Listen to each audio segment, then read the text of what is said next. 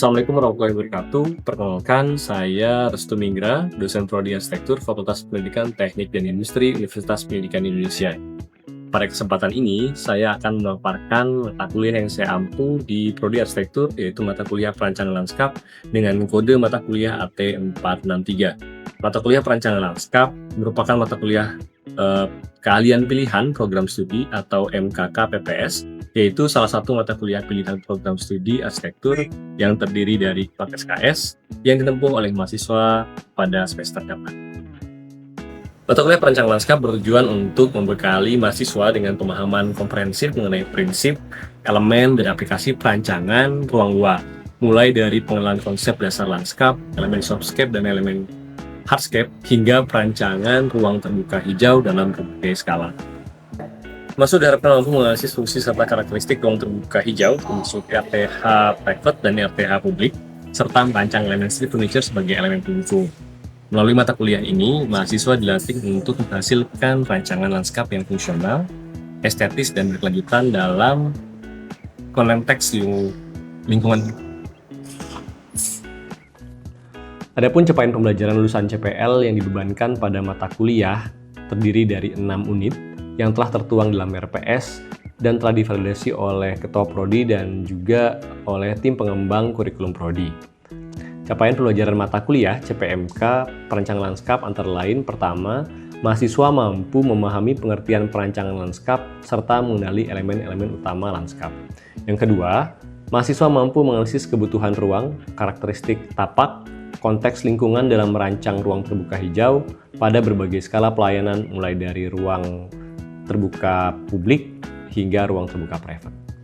Yang ketiga, mahasiswa mampu merancang ruang terbuka hijau serta komponen landscape lainnya yang fungsional, estetis, dan sesuai prinsip keberlanjutan dalam konteks kawasan perkotaan. Untuk model pembelajaran dalam mata kuliah ini dilaksanakan melalui kombinasi metode ceramah dan pendekatan case-based learning, baik dilakukan secara daring maupun secara luring. Metode ceramah digunakan untuk menyampaikan konsep dasar dan teori perancangan lanskap secara sistematis, sedangkan pendekatan case-based learning digunakan untuk mendorong mahasiswa dalam mengembangkan keterampilan analisis dan perancangan yang relevan dengan konteks lingkungan. Penilaian akhir dalam mata kuliah ini didasarkan pada beberapa komponen evaluasi, yaitu kehadiran dan keaktifan di kelas, tugas mandiri, ujian tengah semester, dan ujian akhir semester. Kehadiran dan partisipasi aktif mahasiswa dalam kegiatan perkuliahan memiliki bobot sebesar 10%, tugas terstruktur dan tugas mandiri memiliki bobot sebesar 20%, ujian tengah semester dan ujian akhir semester masing-masing memiliki proses penilaian sebesar 35%. Luaran mata kuliah ini berupa hasil desain mahasiswa yang terdiri dari desain ruang terbuka hijau private, desain ruang terbuka hijau publik, dan rancangan street furniture yang digunakan dalam ruang terbuka hijau publik. Nantinya, hasil desain mahasiswa dapat didaftarkan sebagai hak kekayaan intelektual hak cipta. Berikut adalah video proses pembelajaran pada mata kuliah Perancangan Lanskap pada materi pertemuan keempat, yaitu materi tentang ruang terbuka hijau. Selamat menyaksikan. Baik, selamat pagi. Assalamualaikum warahmatullahi wabarakatuh. Waalaikumsalam warahmatullahi wabarakatuh. Oke, sebelum memulai perkuliahan pada pagi hari ini, kita berdoa menurut ajaran agama kita masing-masing. Berdoa dipersilahkan.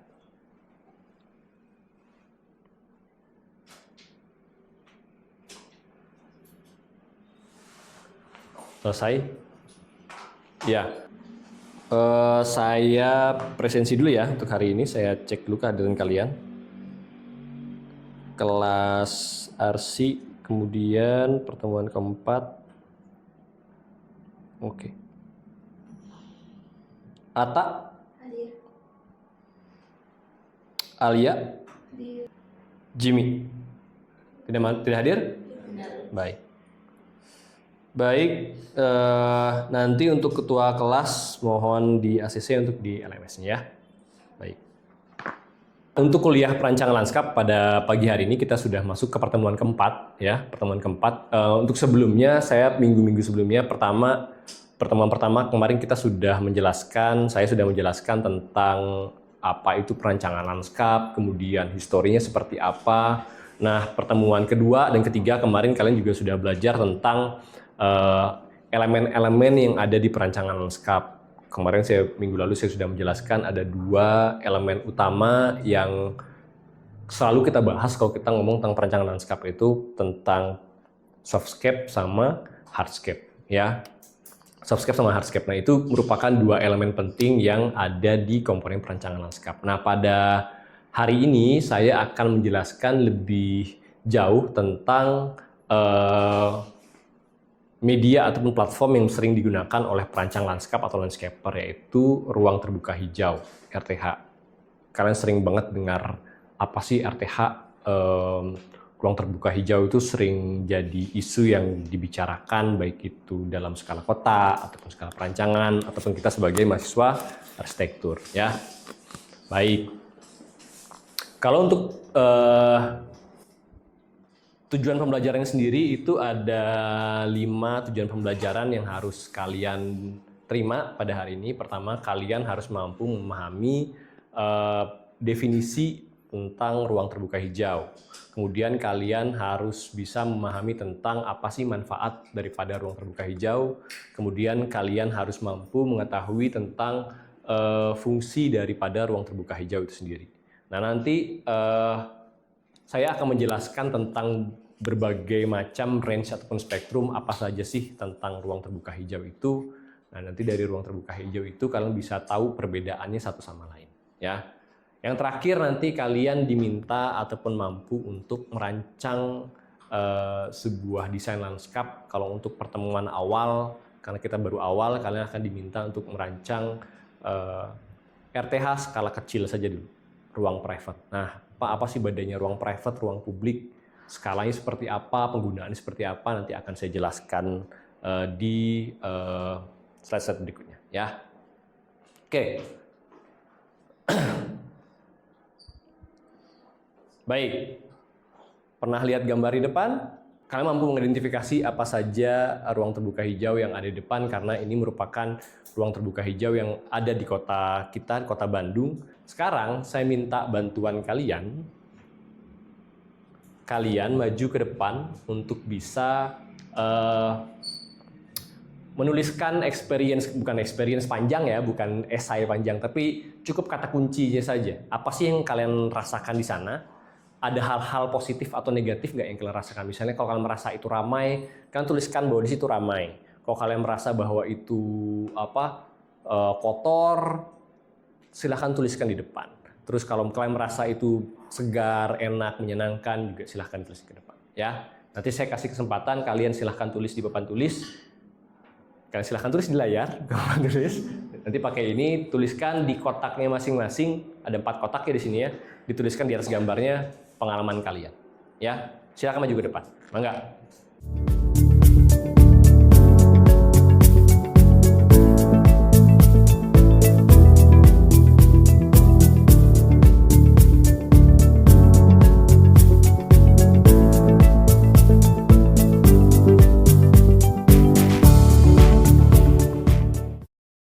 Oke, kita bahas ya.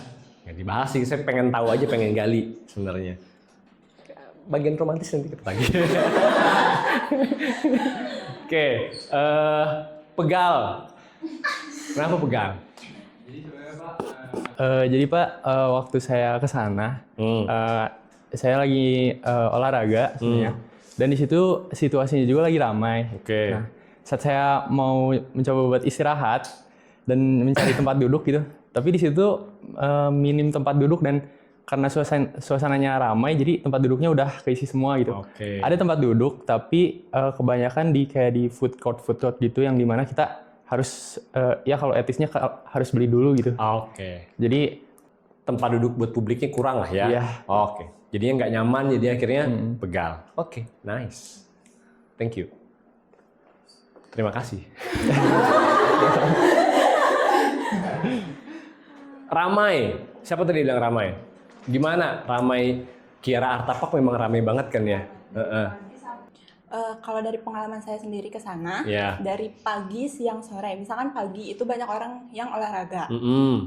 Jadi banyak orang yang berbondong-bondong untuk berolahraga. Siangnya juga banyak yang nyari makan di sana, terus beristirahat. Kan ada tempat untuk meneduhnya juga. Jadi kayak di sebelah sininya itu Ya, Ya. itulah pokoknya. Jadi kayak mereka beristirahat di situ. Untuk malam harinya, ya banyak yang kesana juga karena ingin melihat air mancur di malam hari. Oke. Karena kan itu waktu malam hari itu ada lampu-lampunya. Ya. Jadi kayak itu hal yang menarik di Kiara juga. Menurut Anda nih ramai itu positif apa negatif? Hal yang bagus atau hal yang tidak bagus menurut Anda? Tengah-tengah aja ya kali. Soalnya kalau terlalu ramai itu juga mengganggu sirkulasi sebenarnya. Oke. Karena di sana banyak fasilitas kayak sepeda kayak gitu-gitu. Oke. Itu mengganggu orang yang sedang olahraga juga. Jadi kayak alurnya itu nggak sama. Jadi Oke. tumpang tindih antara pejalan kaki sama orang yang lagi sepedahan atau pakai sepeda listrik yang kayak gitu-gitu. Ada odong-odong juga kan. Itu kayak takutnya banyak anak kecil. Jadi kalau terlalu ramai takutnya ada sesuatu yang tidak mau terjadi gitu. Oke. Jadi dalam satu area yang sama terlalu banyak kegiatan ataupun aktivitas yang terjadi. Ya. Tumpang tindih jadinya merasa tidak nyaman. Betul. Oke. Terima kasih. Ya. Oke. Berikutnya yang romantis nih, Kiara Artapak katanya romantis. Kenapa romantis? Siapa tadi? Saya Pak. So, kenapa romantis? Soalnya dari fasilitas dan suasananya juga tuh sangat mendukung, terutama di malam hari. Seperti yang tadi teman saya katakan, di malam hari itu ada pertunjukan air mancur. Oke. Dan itu menurut saya itu sangat cocok kalau misalnya datang bersama pasangan seperti itu. Oke. Nice. Ya, kalau untuk pagi hari juga cocok juga karena disediakan fasilitas seperti sepeda. Jadi kita bisa bermain sepeda bersama gitu. Oke. Wah. Banyak fasilitas mendukung untuk pergi bersama berarti ya. Oke. Iya. Saya sebetulnya belum pernah ke Kiara Artapak juga. Jadi kalau tadi Anda bilang bahwa itu romantis, oke, itu bisa jadi referensi buat saya untuk bisa datang. Makasih ya. Baik, siap. Aplaus dulu dong. Baik. Oke, berikutnya ada yang punya pendapat di apa itu di Taman Film. Ada yang bilang katanya lembab. Mana yang bilang kata lembab? Saya Pak, Oke, Val. Gimana Val? Maksudnya Val? kalau menurut saya kenapa saya bisa menyebutkan lembab Pak, dikarenakan dari pemilihan materialnya Pak. Karena rumput sintetis itu kalau misalnya setelah hujan dan tidak terkena sinar matahari itu pasti lembab Pak. Sehingga menimbulkan efek kenyamanan buat penggunanya, menurut saya seperti itu. Lebih nyaman atau nggak nyaman? Lebih gak nyaman Pak. Lebih nggak nyaman. Karena lembab tadi ya? Iya betul Pak. Oke. Biasanya lembab tuh bau biasanya. Bau Pak. Bau, terus Kotor. hawanya juga nggak nyaman. Betul. Terus bagi kesehatan juga nggak enak. Iya Pak. Masalahnya benar Val, berarti Val, kira-kira menurut Anda? Menurut saya masalahnya tuh kurangnya maintenance Pak. Kurangnya maintenance, oke. Sama apa ya? Buat penambahan atap berarti pelindungan dari hujannya Pak. Oke, masih kena hujan lah Masih ya. kena hujan. Oke. Kalau menurut Anda nih penggunaan material rumput sintetis di Taman Film, kira-kira gimana menurut Anda? Kalau misalnya untuk fungsinya menurut saya bagus Pak, cuman Oke. kembali lagi ke yang saya sebutkan itu perawatannya Pak. Oke. Materialnya mah tidak masalah, tapi masalah. maintenance-nya aja yang masalah. Betul Oke. Pak. Nice. Oke. Plus dulu dong buat. Terakhir. Di mana ya? Di ini Babakan Siliwangi ada yang bilang gelap. Siapa yang bilang gelap? Oke. Kenapa Babakan Siliwangi gelap? Itu persepsinya gimana? Jadi waktu itu saya pernah ke sana dan cuacanya lagi mendung. Nah, ketika kita lewat jalan yang digambar ini kan banyak pohon, Pak. Yes. Jadi sinar matahari nggak masuk. Nah, itu tuh menurut saya mengurangi semangat untuk berolahraga. Terus karena kurang sinar matahari yang masuk, maka si jalannya juga jadi lembab. Nah, karena penggunaan material di Babakan Siliwangi ini menggunakan kayu, jadi kadang-kadang ada beberapa bagian yang licin. Oke. Iya, Jadi kurang nyaman berarti? Iya, kurang nyaman. Oke. Gelap, kurang nyaman. Karena memang dia teduhannya banyak ya. Shade-nya banyak. Skenarionya memang kalian diminta untuk melewati dahan-dahan pohon. Tapi ya kalau at the end bahwa itu berakhir dia gelap, seharusnya ada fasilitas tambahan berarti ya? Betul. Oke. Positif apa negatif maksudnya teh? Ini teh? Negatif sih. Negatif, Iya. nggak nyaman ya jadinya. Oke. Baik. Siap. Terima kasih. Aplaus dulu dong. Baik, nah tadi kalian sudah memberikan perspektif kalian terhadap beberapa ruang terbuka hijau yang dari Kota Bandung. Yang ini yang baru saya definisikan di papan tulis. Sebenarnya kalian juga punya preferensi lain di ruang terbuka hijau lainnya mungkin ya. Jadi kita tidak mungkin berikan satu-satu, tidak mungkin kita bongkar satu-satu, tapi intinya adalah ruang terbuka hijau yang ada di Kota Bandung, beberapa memang punya nilai positif, tapi beberapa juga masih banyak hal-hal yang butuh perbaikan, butuh perhatian lebih, berarti ya dari segi material, dari segi desain. Nah, di materi hari ini saya akan mencoba memberikan gambaran lebih jauh tentang apa itu RTH, manfaatnya, fungsinya, sehingga kalian bisa nantinya at the end tujuannya adalah ketika kalian merancang, kalian bisa tahu, kalian harus bisa mengerti bahwa mana desain yang baik, mana desain yang tidak baik, sehingga kalian bisa improve proses perancangan kalian, sehingga kalian bisa merancang ruang terbuka hijau yang lebih baik daripada yang sudah ada. Ya.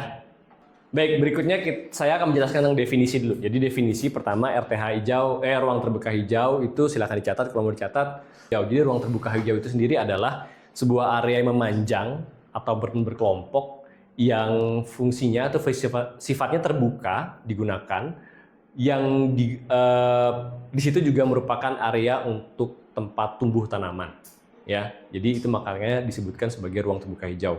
Range ataupun spektrum ruang terbuka itu banyak ya. Ada ruang terbuka hijau, ruang terbuka publik. Nah, nanti kita akan jelaskan lebih jauh. Tapi untuk yang sekarang saya akan menjelaskan tentang ruang terbuka hijau saja, ya. Nah, itu menurut undang-undang ataupun Permen PU nomor 5 tahun 2008. Sampai sekarang belum ada revisi, jadi untuk definisi masih hal yang sama. Nah, menurut Undang-Undang nomor 26 tahun 2007 tentang tata ruang, perencanaan tata ruang, jadi di sebuah wilayah kota itu harus memiliki kurang lebih 30% ruang terbuka hijau apabila dibandingkan dari keseluruhan luas wilayah kotanya. Untuk proporsi 30%, yang dimaksud dengan proporsi 30% adalah persentase daripada jumlah ruang terbuka hijau apabila dibandingkan dengan struktur kota itu sendiri. Jadi dianggap 30% dianggap seimbang ketika sudah memenuhi luasan sekitar kurang lebih 30% dari luas kota. Ya. Mungkin bisa kalian baca di depan, apa saja sih 30% itu? Biasanya terdiri dari sungai, ruang terbuka hijau, ruang terbuka publik. Ruang terbuka hijau juga bisa didefinisikan dari berbagai macam bentuk. Ada yang pemakaman juga termasuk ruang terbuka hijau. Ruang terbuka hijau publik, taman-taman kota, ruang terbuka hijau private kayak taman-taman rumah kalian, itu juga termasuk dalam hitungan 30%. Ya. Baik. Nah, manfaat RTH. Manfaat RTH itu dibagi dua ya. Manfaat RTH secara langsung maupun manfaat RTH secara tidak langsung. Yang dimaksud dengan manfaat RTH langsung yaitu ruang terbuka hijau itu langsung memberikan benefit dan bisa kalian rasakan. Tapi kalau manfaat yang tidak langsung itu dia manfaatnya sifatnya jangka panjang. Tidak bisa dirasakan langsung tapi efeknya itu secara tidak langsung itu bermanfaat buat kalian. Buat penduduk sekitar juga sama, ya. Nah, yang pertama yaitu meningkatkan kualitas udara, itu sudah pasti. Jadi ketika ada sebuah ruang terbuka hijau, itu sudah pasti dilengkapi dengan komponen-komponen ataupun atribut-atribut vegetasi yang sudah pasti itu menjadi source of oxygen di sekitarnya ataupun di tempat itu sendiri, ya. Jadi dia bisa meningkatkan kualitas udara untuk taman itu sendiri ataupun buat lingkungan sekitar, ya. Kemudian ada menurunkan suhu. Nah, menurunkan suhu itu tadi ya, ketika ada sebuah ruang terbuka hijau, ada pohon, ada naungan, ada shade. Nah, shade itu bayangan-bayangan pohon itu yang sebenarnya yang menurunkan daripada suhu di jalan ataupun suhu-suhu yang ada di sekitarnya. Luas RTH Kota Bandung. Kira-kira menurut kalian yang sudah merasakan Kota Bandung, yang sudah ya mengeksplor Kota Bandung, ada berapa persen RTH di Kota Bandung? Yang mau jawab angkat tangan. Angka aja berapa persen deh? Berapa, Wan? 25% Pak. 25%. Nice. Ada lagi nggak kira-kira? Menurut kalian bayangannya berapa sih?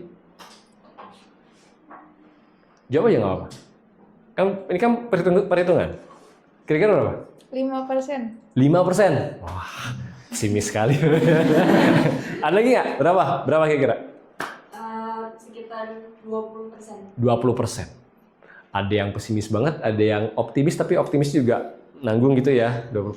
Tadi berapa? Harus punya berapa sebuah kota itu? 30%. Bandung itu data terakhir yang saya dapatkan itu tahun 2015. 2015. Ya, 2015. Itu RTH Kota Bandung itu sekitar 12,30%. 12%, ya. 12% itu berarti sudah jauh dari standar yang ada.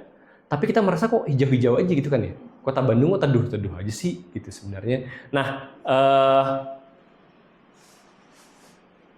ternyata kalau dihitung dari skala perkerasan, dari skala jumlah ruang terbuka hijau yang ada, kalau dihitung secara mapping, pemetaan, dan kita lihat dari berbagai macam jenis-jenis ruang terbuka hijau, dari pemakaman ya, tegangan tinggi itu tegangan tinggi. Ya, tulisan tegangan tinggi. RTH tegangan tinggi itu jadi ada yang namanya RTH Sutet. Jadi kalau ada Sutet itu di bawahnya nggak boleh dibangun. Nggak boleh dibangun apapun, nggak boleh ada bangunan, akhirnya dibuat sebagai ruang terbuka hijau. Di total dijumlah-jumlahkan ternyata masih ataupun baru cuma 12%. Kita merasa banyak hijau karena mungkin itu yang kita rasakan adalah ruang-ruang terbuka hijau yang sebenarnya itu di luar batas kota Bandung. Ada yang udah di KBB, kita merasa bahwa ini masih di Bandung deh, tapi ternyata itu batasnya udah di luar kota Bandung. Kayak Dago ke atas itu ada somehow ada batasnya, kalian merasa bahwa itu masih Bandung, tapi ternyata itu udah Kabupaten Bandung Barat. Sama kayak ke selatan juga sama. Jadi untuk sekarang posisinya ada 12%. Menyikapinya gimana sih? Ya menyikapinya jangan, ya ketika membangun berarti kita sudah mulai memikirkan gimana sih kita harus mulai menyediakan area-area untuk resapan air, terus area-area untuk habitat tadi. Jadi kalau 12% tuh semakin banyak pembangunan pasti akan semakin kecil. Ya. Apakah akan bertambah? Kalau bagi saya sulit. 12% untuk nambah itu sulit karena pembangunan kan terus terjadi. Ya.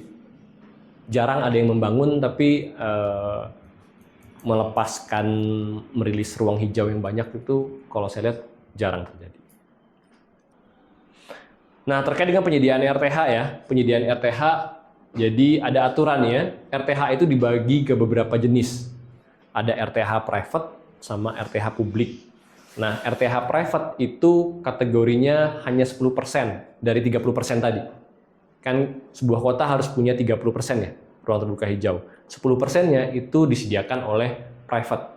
Private itu apa aja sih? Rumah, itu RTH private, perkantoran, sekolah. Nah, mereka harus menyumbangkan kurang lebih ketika jumlahkan harus 10% daripada total RTH yang ada di kota itu, ya.